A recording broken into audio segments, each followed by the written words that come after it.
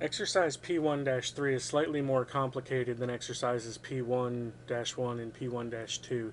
It has a couple of additional features, but the method that's used is going to be very much the same. First things first, I want to go to Inventor, click on the New button, and then this is also done in inches, so I'm going to go with the standard INIPT, and I'm going to double click on that, create my 2D sketch, select the top plane, and again I want to rotate this so the top is written correctly up here, and now I can start with my first line. And again, I'm going to start this on the origin point. My first line is 2.5. My next line segment that comes over is 2. I don't know exactly how far to make this next line because I need to go up and down and stuff, so I'm just going to go ahead and draw the line in. We'll draw this line straight down, and then this comes over and we have this little notch that is in the base of this object. Now, I got a lot of work to do because I only have a few blue lines, and I know that blue lines are constrained and green lines are unconstrained. So the first thing I want to do is go through, and rather than dimensioning first, I'm going to use this area of my palette right here, which is called the constraints.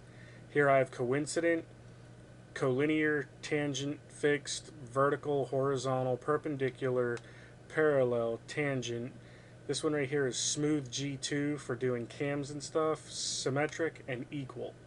I'm going to go ahead and use the equal constraint right now, and I want to set this line and this line to be equal, and this line and this line to be equal. Now this is probably going to give me an over constraint error, and all that means is that that is not a necessary constraint.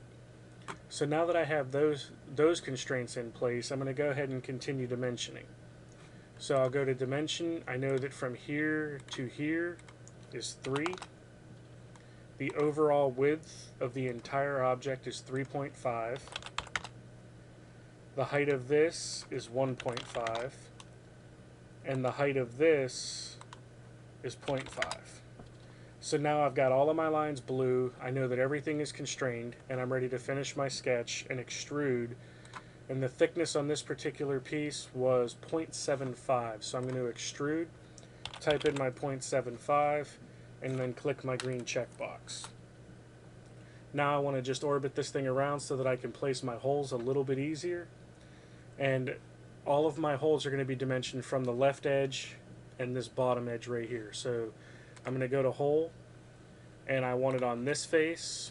My first reference edge I'll pick is this one right here, and that's going to be 1.5. Second reference edge is right here, and this is 1. The diameter of these two holes is 0.5, and it goes through all, so I'll apply that one, and then I'll start my next one.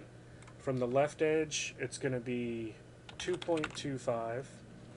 From the bottom edge, 1.5 again. Same 0.5, goes through all, hit apply, and then I can cancel out of that command. And here I've got this block completed. I'll hit F6 to go to an isometric view. Click on the disk to save this, and I'll save this one as P1-3. And now I'm ready to submit this exercise.